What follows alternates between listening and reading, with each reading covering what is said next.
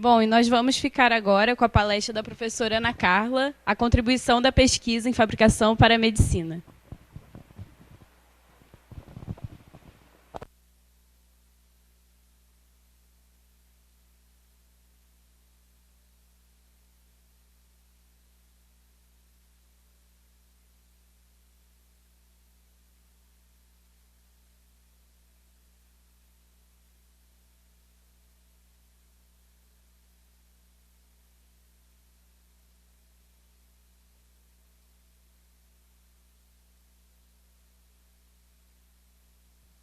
Alô, alô.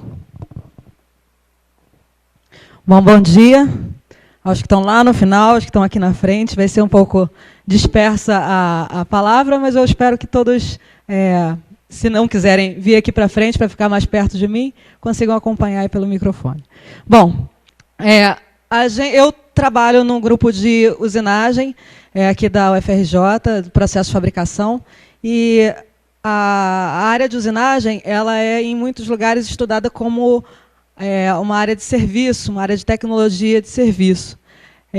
A gente, aqui na UFRJ, a gente estuda, a gente também se prontifica a estudar o processo para outras áreas, mas a gente tem o objetivo de estudar a área de usinagem e modelar os processos de usinagem, e entender quais são os fenômenos físicos que estão acontecendo no processo de usinagem.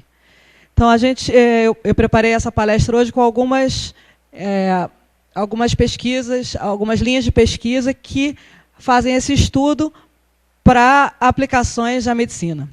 Hoje em dia, não se pode mais pensar na medicina sem estar ao lado uma linha de pesquisa de várias áreas, bastante interdisciplinar, para que o avanço da medicina seja eficiente.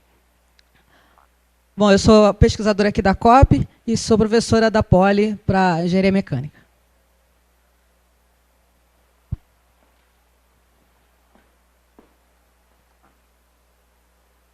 Bom, então já existe hoje uma área chamada de Medical Manufacturing, que é uma área especialmente voltada, então é um termo utilizado para a indústria de suprimentos para a medicina e envolve a fabricação de implantes, instrumentos e equipamentos terapêuticos, monitoramento diagnóstico.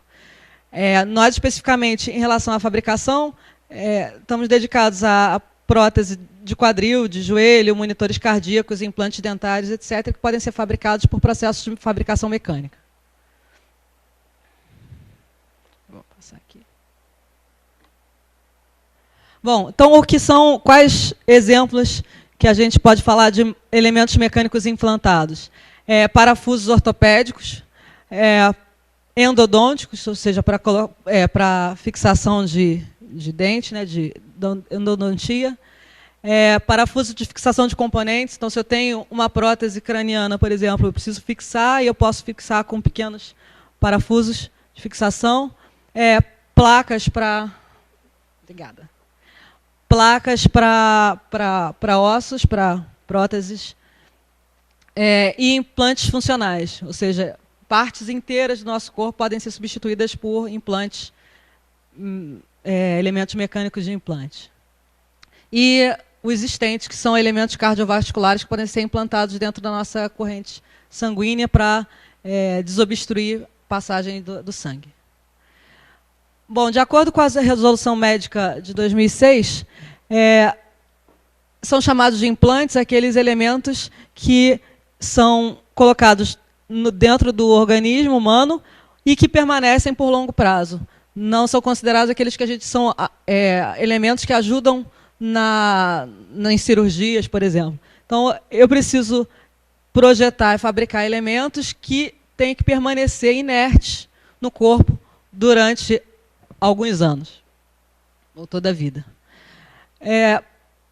Nessa resolução, é importante destacar o que se fala sobre restabilidade, porque se houver algum dano ao ser humano, eu preciso saber quem fabricou, quando fabricou, com que processo fabricou. Então, essa resolução ela informa esses itens. Existem diversas normas que devem ser seguidas obrigatoriamente para que possa ser identificado as falhas de fabricação. E nessa resolução também se coloca qual é a classificação de risco. Tem algumas classes identificadas sobre as classificações de riscos de cada implante. Bom, a tecnologia, então, que a engenharia fornece normalmente para fabricação de implante, inicialmente é a parte de processamento de imagens 3D. Muitos elementos implantados são fabricados por customização. Ou seja, eu não posso colocar um mesmo elemento em seres humanos diferentes. Eu preciso escanear a região onde eu quero substituir o elemento humano e, de acordo com as dimensões da pessoa, eu fabrico customizado esse implante. Então, eu preciso ter um processamento de imagem 3D que favoreça a construção desse novo implante.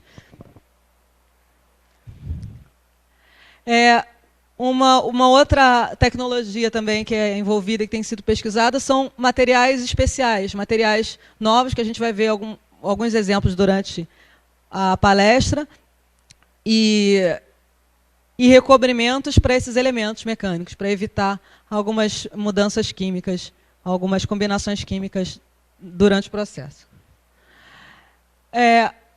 Também os processos de usinagem CNC, tanto o CNC convencional como o CNC com a eletroerosão, EDM, microeletroerosão, microusinagem e usinagem a laser. Esses elementos são normalmente fabricados por esses processos. A manufatura aditiva, que antigamente era chamada de prototipagem rápida, a gente vai falar um pouco mais dela. Montagem e fixação, naturalmente.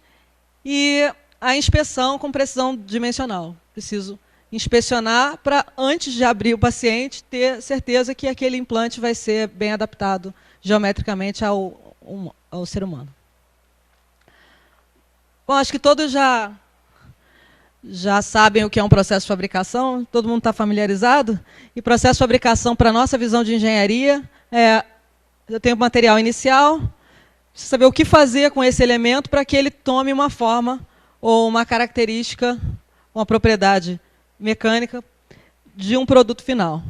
Para isso, eu preciso de máquinas, ferramentas, energia, mão de obra, e eu gero refúgio. Essa é uma visão do processo, uma visão da engenharia, que normalmente a gente tem.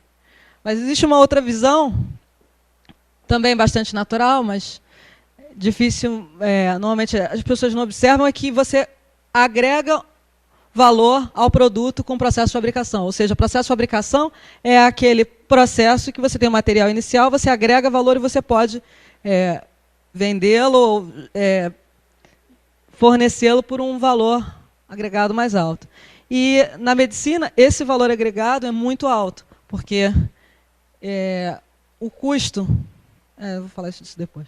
O custo de um implante, a fabricação, o custo de um parafuso métrico que você compra ali para montar qualquer elemento mecânico são alguns centavos, enquanto que o mesmo parafuso fabricado com material especial para ser colocado como implante custa 250, 300 reais. Então, um processo de fabricação adaptado à medicina tem um valor agregado muito maior do que o processo de fabricação para um elemento mecânico natural, claro, dependendo do elemento mecânico. Só para rever um pouco, para quem ainda está no começo da graduação, eu tenho classificação usual de processo de fabricação, como os processos de solidificação, e nesses processos a gente normalmente lembra só da fundição, mas tem outros processos que são de solidificação, ou seja, eu tenho um material disperso ou líquido antes do processo e eu gero com um só processo o formato final. Então, além da fundição, tem a metalurgia do pó e a manufatura aditiva. Os processos de conformação, que aqui a gente não vai falar hoje, mas extrusão, laminação, e os processos de remoção de material, que a gente usualmente chama de usinagem, mas hoje em dia tem se chamado mais de usinagem apenas aos processos convencionais, e os não convencionais, como a eletroerosão, a EDM, corte a laser, jato abrasivo, a gente tem chamado pelos nomes específicos. E os processos de união, soldagem e revestimento. Revestimento também é um processo de união, que a gente também tem falado cada vez mais na indústria de petróleo, que é a deposição de material para a proteção, e não são alguns microns, são alguns milímetros de deposição de material. Mas isso é para outra palestra. Então, como eu estava falando do valor agregado, quanto vocês acham que custa um implante? Então, eu falei que aquele parafusinho pode custar R$250. Quanto que vocês acham que custaria se eu tivesse que repor um pedaço da caixa craniana ou da caixa torácica de uma pessoa? Quanto vocês acham que custa só o elemento mecânico? R$10? R$100? Então, o valor de um elemento desse, eu vou colocar alguns valores, mas é superior a R$1.000. Então, se eu tivesse que fabricar de resina ou fabricar de aço carbono comum, talvez custasse R$100 no máximo. Mas, se eu for fazer de um titânio, uma liga de titânio especial, e especialmente eu tenho que ter um elemento residual bastante baixo para que eu não tenha, para que ele seja inerte no corpo humano, ele vai custar muito mais. Então, a relação entre um custo comercial e o do parafuso é bem alta. E, hoje em dia, aqui no Brasil, a gente já tem fabricação nacional, mas muitos dos elementos mecânicos são importados. Então, vocês que vão se formar daqui a pouco tempo e quiserem montar a sua própria empresa ou entrar numa empresa de fabricação de produtos médicos, é uma área que vai ser bastante rentável e está sendo bastante rentável hoje em dia.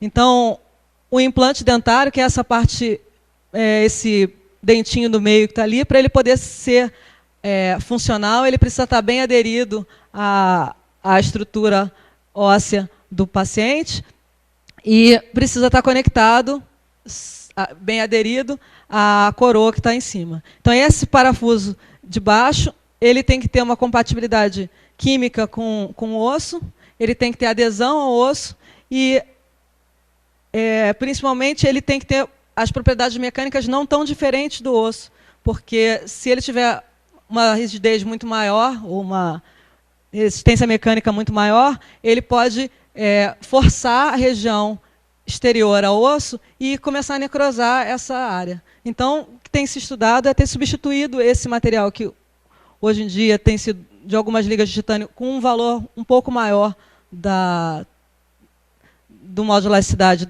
da região óssea por materiais um pouco mais próximos do osso. Então, a colocação de um único implante custa em média de R$1.000 a R$2.000 e a peça metálica inferior custa para o dentista em torno de R$200. Qual o motivo desse valor? As placas, esses valores eu peguei do site do Ministério da Saúde, que o valor normalmente é reduzido em relação aos valores praticados no comércio médico. E aí vocês podem ter ideia de valor. Uma placa torácico lombar sacral, que é para colocar aqui no quadril, é R$2.500 para o governo. Só a placa. E são essas plaquinhas que estão aqui embaixo. Quais são as características dos materiais utilizados nos implantes? Bom, primeiro ele tem que ser biocompatível. Eu não posso colocar um elemento mecânico e começar a ter rejeição no corpo. O corpo não pode rejeitar esse elemento e não pode ser identificado como um corpo estranho e você querer expulsar do elemento. Ele pode ter bioabsorção, como eu falei, dos implantes, ele ser reconhecido como o corpo e ter uma mistura entre os dois elementos. E ele precisa ter estabilidade química, ou seja, ele não pode ficar enviando elementos químicos, por exemplo, o vanádio, o alumínio, que normalmente estão presentes nas ligas de titânio, durante a vida da pessoa. A pessoa pode ir acumulando esses metais e pode ser danoso à saúde. Não pode corroer, né, não pode perder por elétrons esses elementos. E alguns estudos já falam que esse vanádio colocado na liga de titânio pode provocar câncer.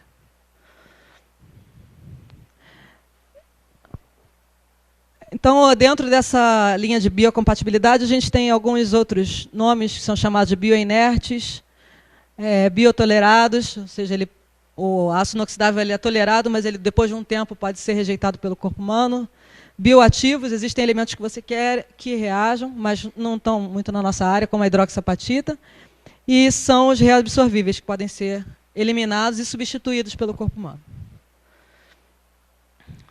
Em relação aos metálicos, Os principais são as ligas de titânio, e tem surgido ligas de zircônia e ligas de magnésio, mas magnésio ele é mais difícil de ser usinado, porque ele tem condições especiais para que não tenha, não pegue fogo, né? Não tenha ignição.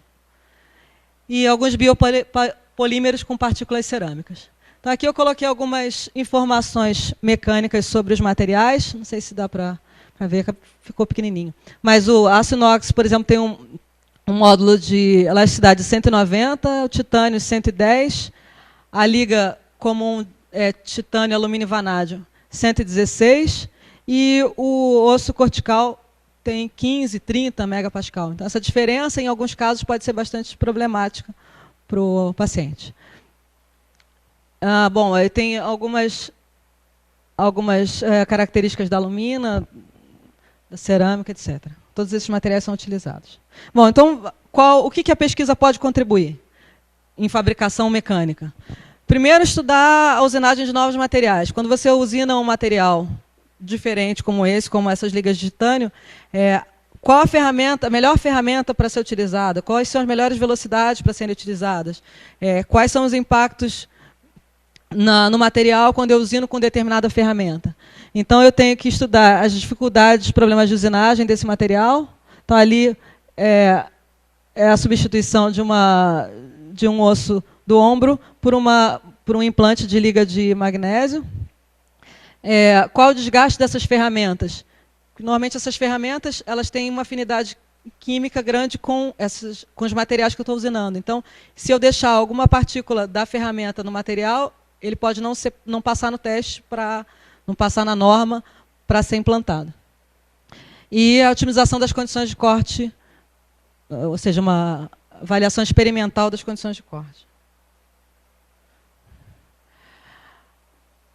Com outros materiais, eu posso otimizar as ferramentas não só para usinar, mas para fazer o corte do osso. Quando a gente vai substituir, você tem que retirar a parte do seu osso ou do tecido que está em volta, e as ferramentas que são utilizadas hoje são bastante rústicas. Ano passado a gente teve um pesquisador cubano que veio aqui, mostrou alguns vídeos, e tem bastante coisa que a gente pode contribuir ainda em termos de ferramental para a cirurgia. E uma coisa bastante interessante é que existe uma linha de pesquisa para alterar as características das superfícies dos materiais para que ele seja mais bioabsorvível. Então, você pode fabricar um elemento de titânio, por exemplo, e com laser você fazer uma superfície ranhurada para que a superfície, essa rugosidade, essas ranhuras sejam absorvíveis pelo corpo humano mais facilmente. Uma outra linha de pesquisa é sobre a fabricação desses scaffolds, ou desses elementos que estão apresentados nas duas figuras. Os dois estão sendo substituídos por osso. Então, ele tem, além dele ficar mais leve, porque ele tem esses furinhos, ele também permite passagem de micro-organismos e de ser mais absorvido pelo corpo humano. Para fabricar esses elementos, a gente usa a manufatura aditiva. Até separei um videozinho que vou mostrar para vocês daqui a pouco. Então, a imagem de baixo é uma imagem num microscópio eletrônico de varredura dessas camadas sendo fabricadas. Então, é um material engenheirado que ele é projetado para ter características mecânicas e ser bioabsorvível.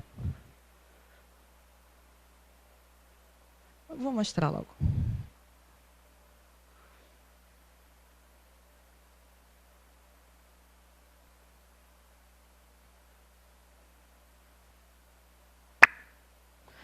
Então, por exemplo, essa daí é a construção desses scaffolds aqui em resina, com material de suporte no meio.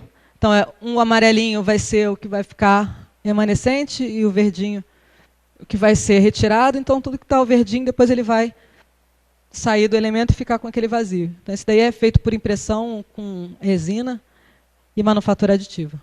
Eu posso construir aquele elemento que eu tinha mostrado.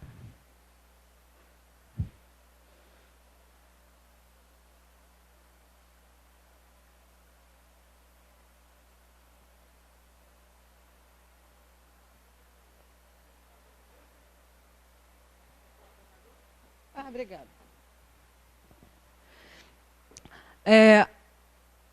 Além esses pequenos vazios, eu posso construir também uma... Deixa eu ver como é que funciona isso.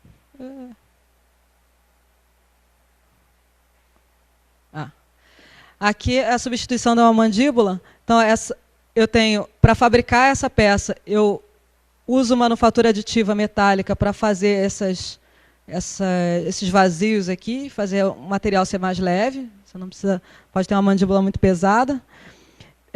E eu tenho recobrimento e usinagem desse material da superfície. Então, eu tenho uma combinação de técnicas de fabricação para gerar as características e a geometria necessária.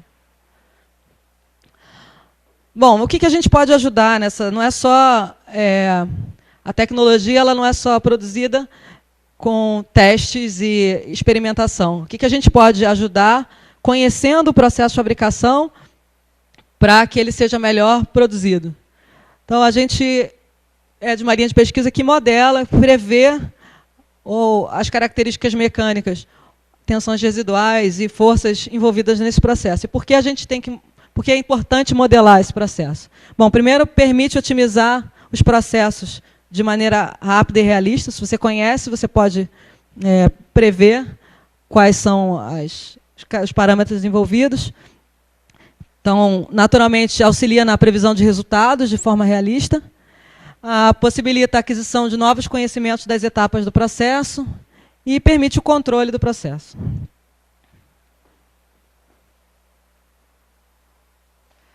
Então, vou dar alguns exemplos, alguns nossos, alguns eu vou ressaltar quais não são nossos, daqui da UFRJ. Em relação à manufatura aditiva, para quem não conhece, essa geometria criada através de camadas.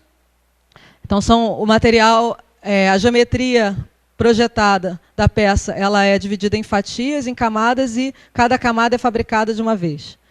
Então, eu tenho que, quando eu quero fazer um vazio, eu tenho que colocar um material diferente, que é chamado de suporte, que, ao final da fabricação, eu tenho que ter uma forma de retirar esse material do interior.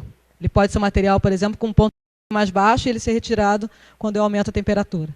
Mas eu preciso do suporte, porque, como eu tenho camadas, ele precisa estar depositado sobre um material interno. Então, eu tenho uma limitação de geometria. A manufatura aditiva ela pode ser de base sólida, líquida ou em pó, ou seja, a forma com que eu deposito o material antes dele virar o sólido final, ele pode estar já sólido ou ele pode ser líquido, como gotas, ou, como a gente tinha visto naquele filme, ou um pó que vai ser sinterizado. E os modelos analíticos experimentais vão prever qual é a melhor velocidade de deposição, qual é a melhor temperatura de deposição, qual é a melhor temperatura para sinterizar, qual é a mudança de fase, quando ela ocorre, e em que velocidade ela ocorre, para que eu mantenha alguns elementos metálicos dentro da peça. Eu posso projetar melhor a geometria para que essas propriedades mecânicas continuem, e também posso projetar a geometria de forma com que o calor se dissipe, de tal forma que ajude as fases do elemento.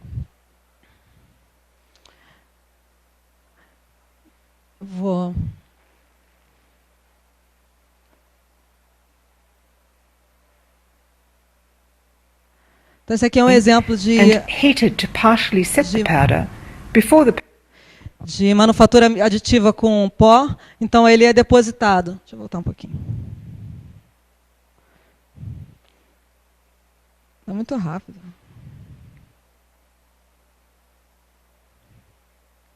Então, o pó metálico é distribuído nessa primeira camada, nessa camada que está por cima.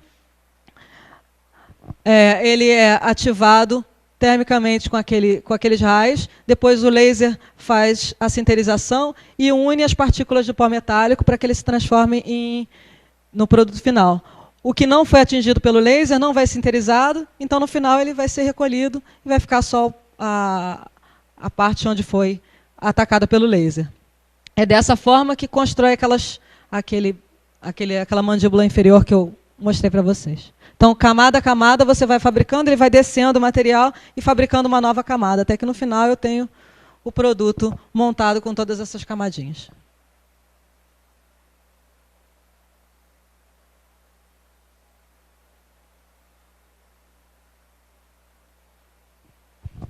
Então, esse é um exemplo de um grupo de pesquisa formado por um brasileiro, um espanhol, italiano, enfim, um grupo de pesquisa, o que está sendo bastante comum agora nessa área, um de cada país, para que eu possa fazer, além de fazer teste, estar dentro da norma de cada país. E, nesse caso, é uma substituição óssea customizada por AM, que é a manufatura aditiva.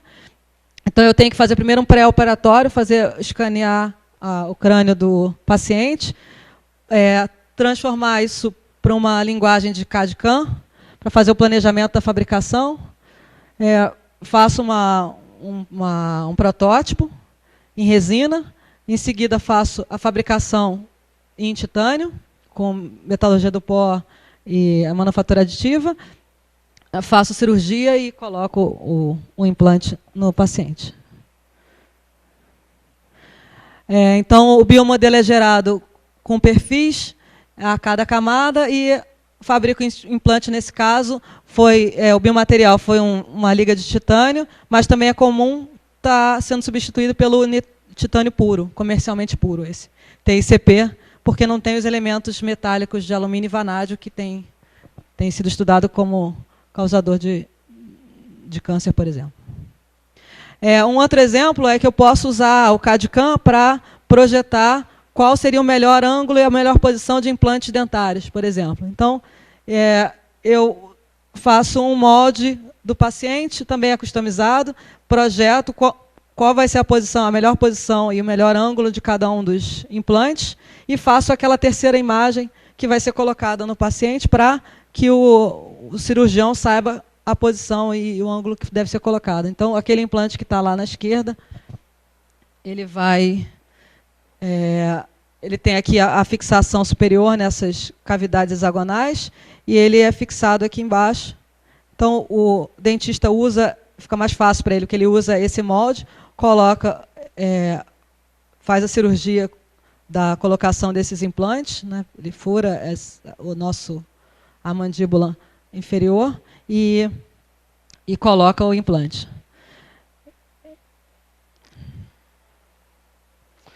Bom, na minha linha de pesquisa específica, então essa parte de manufatura aditiva a gente está começando agora aqui na COP, que a gente está comprando duas máquinas duas impressoras 3D para metal. Mas até então a gente estava estudando só os processos de usinagem e o que eu poderia fazer para contribuir para a medicina e nosso grupo de pesquisa. Então, na mecânica do corte, a gente estuda o que é necessário para retirar o material, o que ocorre, quais as tensões e deformações ocorrem no interior do material, o que ocorre na ferramenta, qual a temperatura da ferramenta e como ocorre o processo de usinagem. Então, aqui tem uma figura ilustrativa de uma simulação por elementos finitos, quais as tensões ocorrem, nesse caso, a temperatura, qual o campo de temperatura acontece num processo de usinagem. Então, a parte da esquerda está simbolizando o cavaco, essa parte vai ser removida do material, aqui a ferramenta, aqui o contato cavaco-ferramenta, aqui a aresta de corte, vista só nessa região, e a superfície usinada. Então, o que a gente pode entender dessa análise além das temperaturas que foram alcançadas, como mostra essa figura, quais as tensões que ficaram nessa superfície, por exemplo. Quais as forças foram necessárias para retirar esse material, a força que está na ferramenta. A gente pode analisar, então, como eu estava falando, variáveis internas, tensões, deformações e campos de temperatura, e variáveis externas, força, desgaste da ferramenta, vibrações, deslocamentos, etc. E aí eu posso, então, modelar a superfície usinada, prever as forças de usinagem, prever o desgaste das ferramentas, isso sem precisar fazer experimento novamente. Você pode ter um experimento para confirmar o seu modelo, mas você pode repetir para outros processos. Então, você pode ver a temperatura do processo, comportamento dinâmico, tensões residuais. Aqui, especificamente na FRJ, a gente trabalha mais com forças de usinagem e comportamento dinâmico do processo. E os modelos eles podem tem algumas classes. Eu posso ter modelos analíticos, ou seja, eu uso exclusivamente características do material, da ferramenta, sem precisar fazer nenhum experimento e sem precisar fazer simulação numérica, por exemplo, por elementos finitos, diferenças finitas. Tem os modelos numéricos, que eu posso colocar condições de contorno e estudar o que acontece no meio. Modelos empíricos, onde eu faço experimentos e a partir do experimento eu prevejo a curva do parâmetro que eu quero. E modelos que combinam, ou seja, híbridos que combinam os modelos anteriores. Como dado de entrada, eu preciso saber qual é o material da peça, quais os parâmetros de corte, fluido de corte, qual é a máquina, qual é a geometria, e posso prever, então, forças, espessura do cavaco, temperatura, tensões, etc. Vida da ferramenta. Especialmente para a medicina, 3 linhas de trabalho são importantes. A primeira delas, a microfabricação, a microusinagem. Você pode fabricar elementos mecânicos bem pequenininhos, pequeniníssimas bombas, pequeniníssimas turbinas para colocar no corpo humano ou em outros seres vivos. A usinagem de implantes e, especialmente, a usinagem de ligas de titânio, que são utilizadas nos implantes, comumente. Em relação à microfabricação e microusinagem, existem diversos tipos de microfabricação. Tem um laboratório importante aqui da COP, que é o MEMS, que fabrica microcanais e usina por eletroerosão. E poderia, por exemplo, fazer um molde para que eu fizesse esse micromodelo aqui desse carrinho, com aqui 200 microns de largura. Aqui eu poderia, por exemplo, fabricar esse outro carrinho com manufatura aditiva com várias camadinhas. Mas existem elementos mecânicos, como essa turbina, por exemplo, ou como engrenagens helicoidais, que eu só posso fabricar com usinagem mecânica. Então, por isso, a gente estuda microusinagem mecânica. Mas a microusinagem mecânica, por exemplo, pode ter vantagens, né, para fabricar esse tipo de geometria, mas, por exemplo, essa peça foi fabricada com fresamento. E aí, no fresamento, eu tenho o diâmetro da ferramenta e eu não tenho cantos vivos aqui. Então, todos eles estão arredondados. Se for interessante, ok. Se não for interessante, eu tenho que voltar a fabricar por esses outros processos de fabricação. É importante ressaltar a diferença entre a microusinagem e a usinagem de precisão. É claro que a microusinagem precisa ser precisa, porque as dimensões são pequenas. Se eu tiver uma imprecisão, você não vai ter a geometria que você quer. Mas a usinagem de precisão fabrica peças de tamanho meso, ou seja, de alguns milímetros, de alguns metros, com uma precisão de microns. No nosso caso, a peça tem dimensão de microns e tem precisão de microns. Então, eu posso fabricar com uma máquina maior, mas eu posso fabricar também com um microtorno, uma microfábrica, uma microfresa. Aqui na UFRJ a gente estuda, então tem 2 alunos de doutorado estudando microusinagem, e as principais diferenças entre usinagem e microusinagem são: primeiro é que você está usinando, esse daqui é uma micrografia de um material superduplex, onde essa dimensão aqui são 20 microns, então você pode usinar cada hora um grão diferente. Isso vocês podem imaginar que seria como se eu estivesse usinando ora um cobre, ora ferro, ou aço. Ora, uma partícula de ferro, uma partícula de carbono. Então, essa diferença dá diferença na reação da ferramenta e a dinâmica dela pode ser bastante alterada. Então, eu vou estudar, então, como mostra nessa figura aqui, eu usinando retirando o cavaco com a ferramenta, e ora ele está tirando essa partícula mais mole, ora ele está retirando essa partícula mais dura, e ele pode vibrar com isso. E os parâmetros também são diferentes. Uma outra diferença importante é que a aresta de corte, que quando a gente usina alguns milímetros, a aresta de corte pode ser considerada desprezível, porque ela é muito pequena, o raio de arredondamento da aresta de corte em relação ao que você está usinando.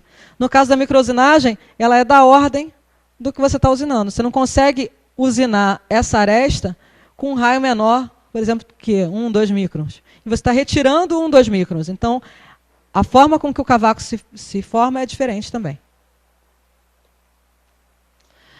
Outra importante diferença é, na rebarba, quando você usina, você tem lá alguns milímetros de usinagem, você tira uma rebarba de alguns microns. Aí você vai com uma lima e você tira a lima, você tira a rebarba. Mas imagina você fazer um canal aqui com 100 microns, essa rebarba aqui tem 2, 3 microns, como é que você tira depois essa rebarba? Então é importante que você saiba qual o parâmetro de corte que você vai utilizar para formar a menor quantidade de rebarba possível, porque você não vai retirar. Além disso, eu tenho variações nessa superfície. Então, medir essa rugosidade aqui é importante, para você saber como é que está esse canal, como é que está essa superfície. Aqui no laboratório, no nosso laboratório, no CFCOM, a gente tem uma usinagem, tem uma máquina de microusinagem. Então, essa aqui é a ferramenta. Essa ferramenta é de 0,8 milímetros de diâmetro. E a gente tem um microdinamômetro para medir as forças de corte que estão sendo utilizadas aqui. Medindo as forças de corte, você pode otimizar o processo. Aqui estão algumas fotos da ferramenta, e um problema bastante importante de ser estudado é a quebra da ferramenta, porque você não consegue perceber enquanto está usinando. Você não tem como colocar uma câmera que consiga acompanhar a ferramenta durante o processo, porque ela está tirando cavaco. Então, quando você usina, de repente você coloca no microscópio de novo e tem um pedacinho quebrado. Como na escala meso, você consegue ver isso facilmente, aqui na micro você não percebe até que você coloca no microscópio. Em relação à modelagem, além da ferramenta você dá ordem, o raio de arredondamento você dá ordem do que você está retirando, o tipo de processo de usinagem acaba sendo diferente, porque nessa região aqui, onde eu tenho contato da ferramenta com a peça no raio de arredondamento, ela tira por usinagem, mas também ela é como se ela estivesse fazendo uma conformação, ela empurra o material. Então, para modelar esse processo, eu tenho que fazer parte menor do que o raio de aresta. Com esse processo de conformação, modelado por esse processo de conformação, e parte que o raio de arredondamento da aresta já é menor do que a espessura, por processo de usinagem. Então, aqui são alguns exemplos dessa aluna de doutorado, da Adriane. Ela estudou a fabricação de alguns canais e o que acontecia com a rebarba. Então, ela otimizou qual era o melhor parâmetro de corte para a menor formação de rebarba, mediu aqui a rugosidade e estudou qual seria o processo que daria a menor rugosidade. Mediu com o rugosímetro qual a altura dessas rebarbas laterais aqui de cada um dos canais, e a gente tem estudado essa área. Uma outra área interessante é a usinagem de rosca. Então, nesse vídeo, a gente está vendo a ferramenta girando em torno do próprio eixo e girando em torno de uma trajetória helicoidal para fabricar essa rosca externa. Esse mesmo processo pode ser utilizado para fazer a rosca interna. E qual é a vantagem desse processo em relação ao torneamento ou ao arrosqueamento com macho? Nesses outros dois processos, a velocidade de avanço ela tem que ser proporcional ao passo, então é bastante alta. E para os materiais que a gente está usinando, a liga de titânio especialmente, ele não aceita uma velocidade de avanço tão alta porque as forças são muito altas e quebra a ferramenta. Então, com esse processo, a gente pode colocar a velocidade de avanço mais lenta que a gente puder e, com isso, tem forças baixas e consigo fazer a usinagem desses implantes. Então, eu não vou entrar em detalhe aqui sobre o modelo, mas a gente tem como modelar qual é a espessura do cavaco, qual é o comportamento das forças de corte através dessa espessura. Nesse processo, a velocidade no centro da ferramenta vai ser diferente na ponta da ferramenta, então, na ponta da trajetória. Então, eu tenho que estudar uma série de elementos.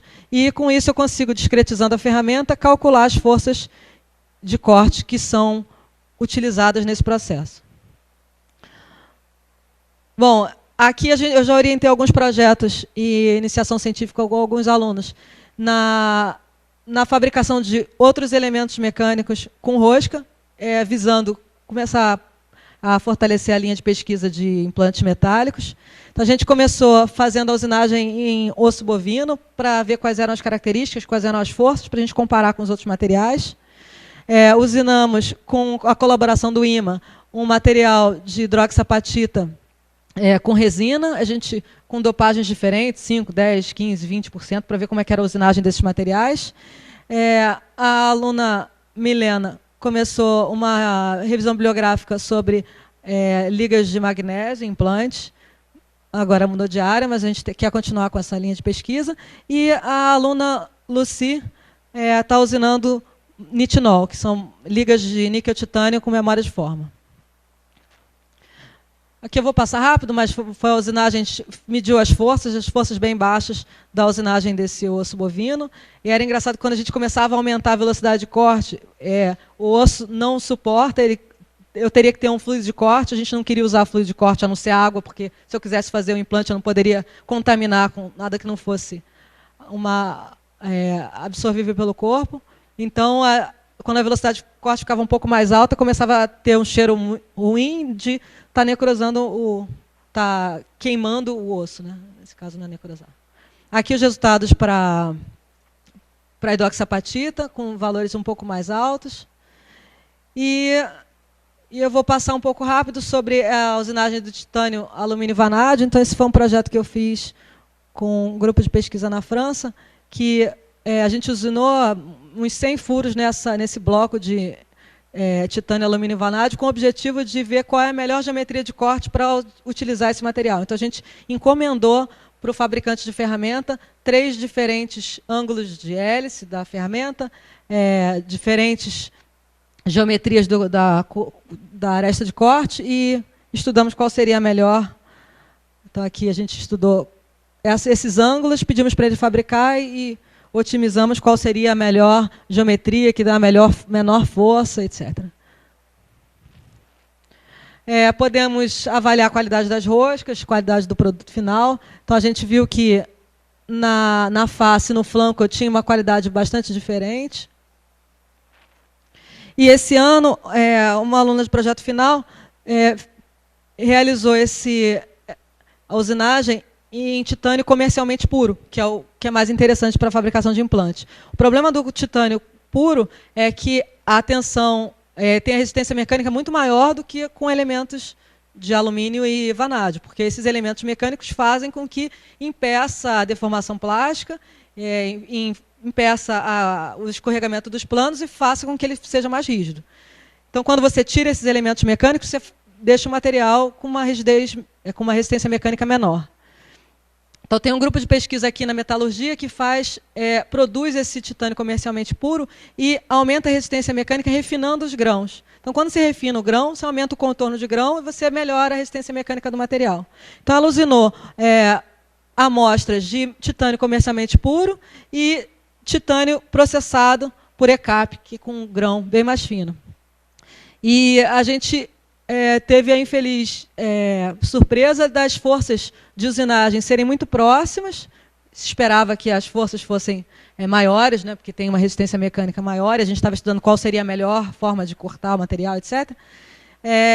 Mas não teve tanta diferença, e, além disso, por ser a granulometria ser diferente ao longo do material, depois do ECAP, eu tive uma variação bastante grande dos picos, que aqui eram mais constantes, aqui a gente tinha uma variação muito grande.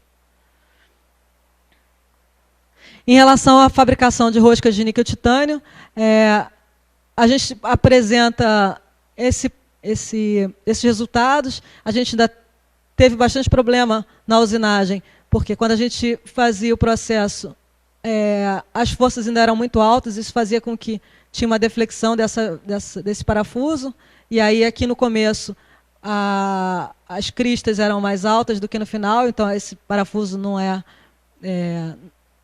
pode ser aceito, não está conforme, e aqui a gente já conseguiu, mas com uma variação empírica, a gente foi aumentando a profundidade, aumentando a rigidez, então a gente precisa calcular esses esforços para saber, por modelagem, qual seria a melhor forma de usinar essa rosca. Então, esse trabalho de iniciação científica foi variando os parâmetros para conseguir produzir essa rosca de níquel-titânio para fornecer a um ensaio de tração. Mas a ideia é que a gente modele as forças de corte para que a gente possa prever, sem fazer essa experimentação contínua. O níquel-titânio é um material de memória de forma. Meu tempo já está acabando, então eu não vou... Ele é utilizado, não vou entrar em detalhe, mas ele tem características mecânicas próximas ao osso. Então, aqui está a curva, tensão deformação do osso e aqui do níquel-titânio. Hoje em dia ele é usado para stent, que são implantes cardíacos, e ele tem a característica de memória de forma. Teve um outro projeto que a gente só usinou o material para ver se diferentes velocidades de corte causariam diferentes temperaturas de mudança de austenita para martensita ou reversa de martensita para austenita. E a gente realmente descobriu que, com velocidade de corte diferente, o material produzido pelo processo de usinagem mudava o comportamento mecânico de memória de forma. Mudava as temperaturas de transformação. A gente fez isso com o projeto final, e aqui um aluno de mestrado de Campina Grande veio aqui para o Rio, ficou um mês aqui no laboratório e usinou alguns corpos de prova, levou para o calorímetro e lá também obteve essa mesma diferença. Então é importante saber qual a melhor velocidade para que não mude as características de mudança de forma do material. É um material bastante difícil de usinar, então o desgaste é bastante pronunciado. Aqui está a aresta de corte depois de ter sido usinada, então você vê bastante níquel e titânio nessa aresta, ou seja, ele deposita bastante material. E aqui um artigo sobre microusinagem de níquel e titânio que forma muita rebarba. Eu não posso ter essa quantidade de rebarba formada num pino com níquel e titânio. Bom, a terceira linha de pesquisa que eu particularmente gosto muito e que tem algumas interfaces com medicina ou com essa usinagem desses materiais e microusinagem é a parte dinâmica do corte, que é um processo. Então, a usinagem, o processo de usinagem, a força produzida no processo de usinagem depende da quantidade de material que removo. Só que quando ele começa a reagir a essa força de corte, a ferramenta tem uma deflexão e muda a força de usinagem. Então, dependendo do caso, eu posso ter um ciclo regenerativo de força que faz com que ele fique vibrando cada vez mais. Então, o nome dessa área de estudo é a dinâmica do corte. Então, eu tenho aqui uma superfície que foi previamente usinada e tinha uma variação, e a superfície que vai ser usinada em cima tem uma outra variação, e cada vez a ferramenta vibra mais. E aí, com isso, eu crio uma região de instabilidade, uma região de estabilidade, e é importante eu estar nessa região estável para que a superfície usinada seja o mais próxima possível do que eu projetei. Nessa área, para a microusinagem é bastante importante, porque se ela entra numa instabilidade na microusinagem, eu não vou poder fazer mais nada, eu mato a peça. A superfície do canal, da peça, vai estar com uma rugosidade característica desse fenômeno que é o shatter. E, além disso, esse é um trabalho do Altintas desse ano, de dezembro de 2014. Também, como a gente viu no laboratório para níquel titânio, eu também tenho um problema de dinâmica do corte com fresamento de rosca. Então, são áreas que a gente tem estudado aqui. Aqui as marcas da dinâmica do corte e a microusinagem, que influenciam bastante a fabricação de microcomponentes, especialmente esses que a gente está falando para a medicina. Então, dinâmica do corte na microusinagem, quando ela entra num processo de shatter, aqui a geometria que ela deveria, a trajetória que ela deveria usinar, e aqui ela com shatter, ela usina o lado de cá, o lado de lá, o lado de cá, e aí o canal aqui, em vez de ficar um canal lisinho, ele fica com várias alterações na superfície e variação dimensional que a gente não quer. Além disso, quando ele entra em shatter, é muito mais fácil quebrar a ferramenta durante o processo, e essa região de instabilidade é fácil de ser alcançada, porque quando você tem diâmetros muito pequenos, para manter a velocidade de corte ideal, a rotação é bem mais alta. Então, microusinagem está bastante ligado com a parte dinâmica do corte. Bom, o que eu queria passar para vocês hoje termina aqui. O nosso laboratório, então, a gente trabalha na COP e na engenharia mecânica da Poli.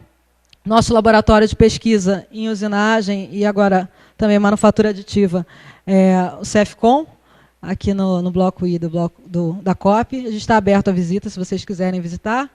Muito obrigada.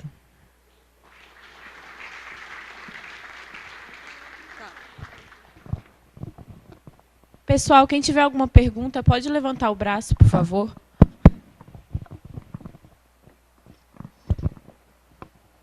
Bom dia, professora.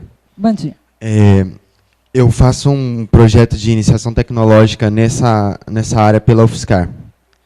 E um dos motivos de eu ter vindo aqui hoje foi a sua palestra. Você falou que o vanadium é cancerígeno. Tem pesquisas que porque a informação que eu tinha é que o vanadium ele realmente pode ser cancerígeno, só que o tempo que ele demora para se tornar cancerígeno é melhor que o tempo de vida de uma pessoa. Então, eu gostaria que a senhora me confirmasse se isso é verdade. Qual é o seu nome? Rafael. Rafael, eu não estudo a produção de... Assim, o câncer produzido pelo vanádio ou pelo alumínio. Enfim, a gente leu alguns artigos que dizia que eram cancerígenos, e o que a gente faz vamos ver outras opções para que isso que não seja cancerígeno. Então, quanto tempo demora para que... Eu realmente não tenho essa informação, mas eu gosto de poder estudar outros materiais e dar outras opções para a medicina. Se ele for especialmente, de repente, mais fácil de usinar, porque quando você tira o vanádio, é mais fácil de usinar, deveria ser, pelo menos, em teoria, mais fácil de usinar, as forças melhores, eu posso otimizar o processo. Então, se eu puder fornecer um elemento que não tem vanádio, independente dele poder ser lento para câncer ou não, do que ter vanádio, eu prefiro o comercialmente puro, né? Sim. Outra pergunta. Quando eu estava procurando literatura para fazer meu projeto, eu encontrei muita dificuldade de encontrar coisas relacionadas, principalmente à liga de alumínio vanádio.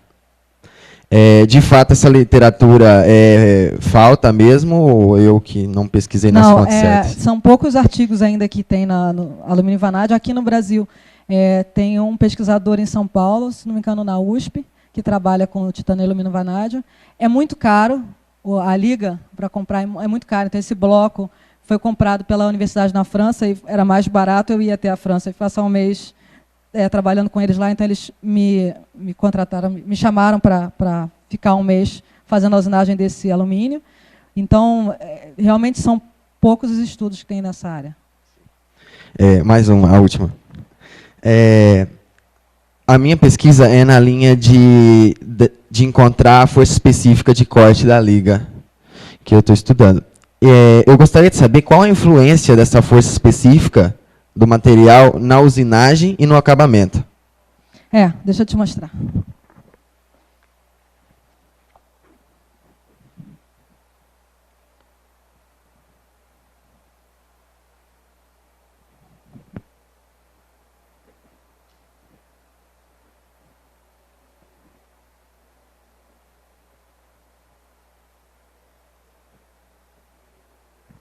Aqui, esse resultado. Então, KT é a força específica calculada a partir do torque. Então, energia específica, digamos assim. Então, esses resultados foram do níquel, alumínio vanádio. Aqui foram com 3 ângulos diferentes de hélice. E a variação, a barrinha de erro, a gente fez 4 réplicas para cada experimento e pegando 30 a 40 revoluções a cada experimento. Então, a variação com 10 graus de ângulo de hélice dava entre 1950 e 2000. Para 30, não tinha tanta variação, também entre 1900 e 2000, mas para o ângulo de hélice de 20, caía para 1.800 megapascal. Ou seja, a otimização da ferramenta, você mudar o ângulo de hélice, faz com que a pressão específica diminua muito, e com isso a força diminua bastante. Então, em relação ao impacto da geometria da ferramenta na pressão específica. Em relação à qualidade superficial, não houve quase diferença nenhuma. Eu não tenho aqui os resultados, mas aquela análise da rugosidade que eu mostrei no slide seguinte...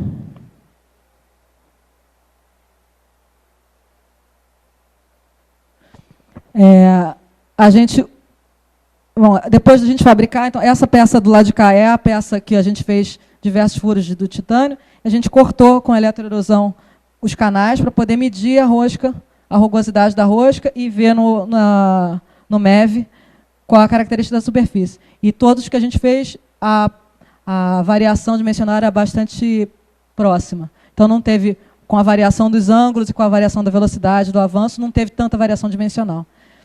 Em alguns deles, a gente encontrou um pouco mais, que a gente fazia o EDS também, para ver quais os elementos mecânicos restaram. A gente acha que, pelo desgaste, em algumas delas no final, já tinha alguma característica do recobrimento da ferramenta no material, mas não pela variação da velocidade de corte ou do avanço. Vou fazer mais uma. Durante os meus testes, as usinagens, eu tive, porque o meu não era nem com a variação do ângulo de hélice, mas sim dos parâmetros de corte, que é profundidade, avanço e rotação. Eu tive muito problema com o cavaco em fita, que o cavaco formava uma fita muito rígida e se enrolava toda na amostra. Enfim, na linha de pesquisa de vocês também têm alguns problemas, não que seja esse, alguns problemas em relação ao cavaco? Não, a gente usina, na fresamento de rosca, o cavaco é muito pequeno, porque a gente faz um avanço bem baixo, então a espessura do cavaco é bem pequena. Então a gente não tem, o cavaco termina antes de formar qualquer fita, então ele fica bastante em formato de pó. Agora, em relação aos parâmetros de corte, esses resultados já foram, a gente fez pré-teste para saber qual era a região que a gente era melhor para usinar em relação ao avanço e velocidade de corte.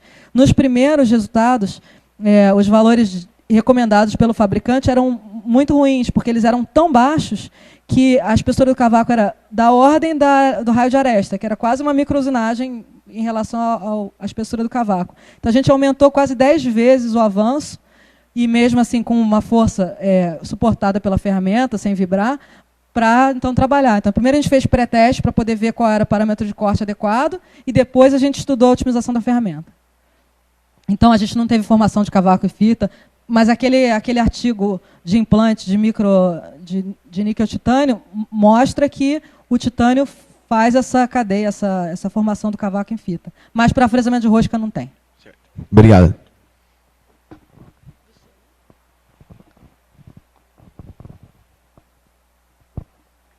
Meu nome é Cláudio Lopes, eu sou professor do Cefet em Minas Gerais. Parabenizar a professora Ana pela palestra, achei muito interessante, muito simplificada, bem didática. Obrigada. Bom, eu tenho 2 perguntas e uma sugestão, se você me permitir, professor. Claro. A primeira pergunta está relacionada com o fato que aconteceu comigo tem uns 2 anos, mais ou menos. Meu pai acidentou e, nessa queda que ele teve, ele fraturou o fêmur e a cabeça do fêmur estava calcificada dentro da cavidade.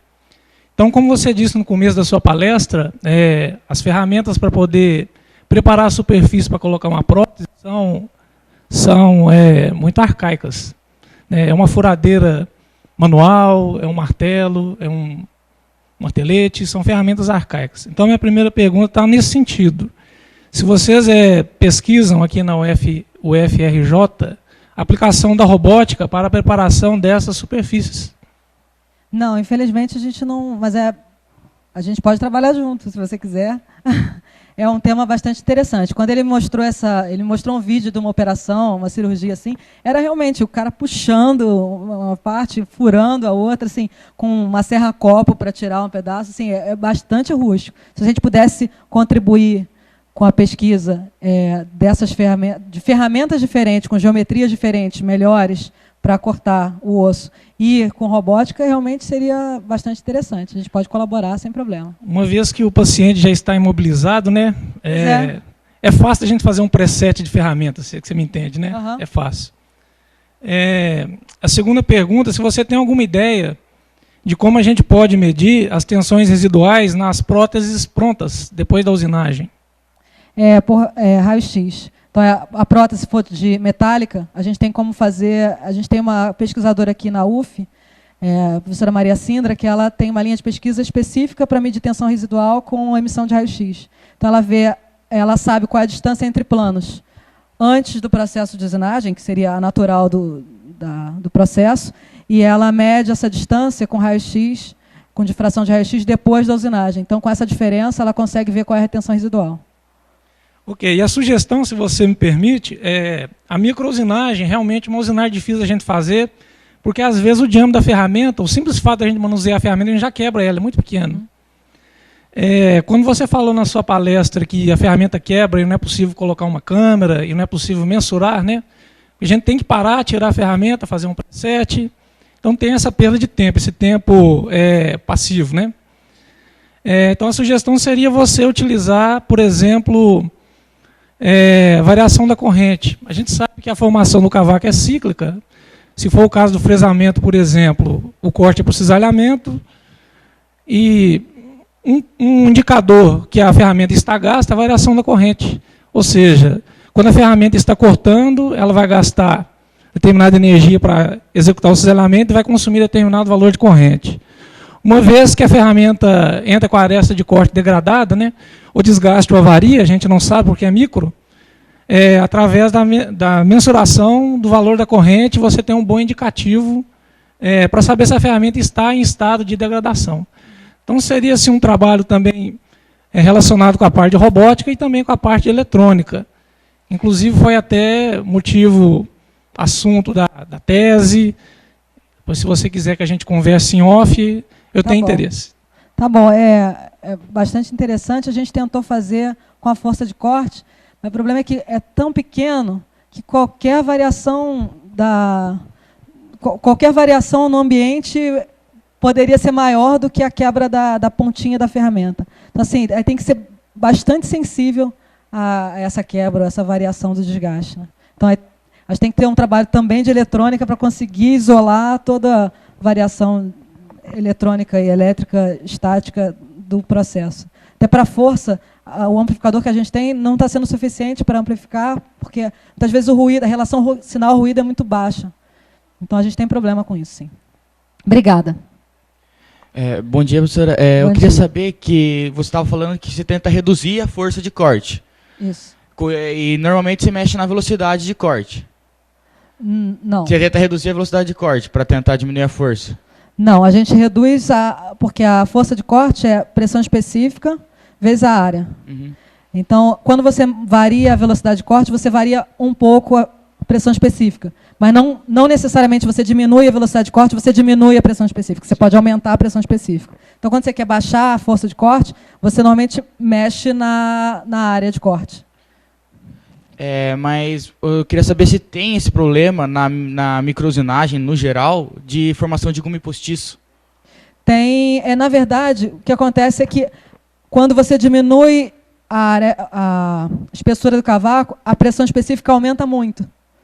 Então, na microusinagem é um pouco mais delicado a gente calcular a curva de variação da pressão específica, porque quando você diminui do raio de aresta, você não tem só a usinagem ali. Se você só dividir força pela área, como se a pressão específica estivesse aumentando muito, mas porque parte dela é conformação. Parte dela você está empurrando o material. E você perguntou a outra, esqueci. Além da pressão específica... Do gume postiço.